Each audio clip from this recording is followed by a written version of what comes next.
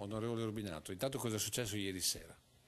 È successo che alle 21 mi ha telefonato il segretario regionale Alessandro Bisato, che non sentivo da ottobre scorso, per chiedermi se ero disponibile a candidarmi sul collegio uninominale Treviso-Conegliano.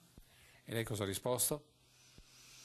Ho risposto che per spirito di servizio avrei anche potuto rifletterci, ma che mi fosse, come dire, detto il contesto in cui questa candidatura all'ultimo minuto mi veniva richiesta e quindi chi erano i candidati della squadra del Veneto e anche qual è il progetto per cui candidarsi. Ma non ho avuto risposte e quindi ho deciso che non c'erano le condizioni per candidarmi e che la proposta che mi era stata fatta, in effetti all'ultimo minuto, era più dovuta alla necessità di coprire una casella che era ancora vuota. Che somme possiamo tirare da questa avventura, da quello che è successo?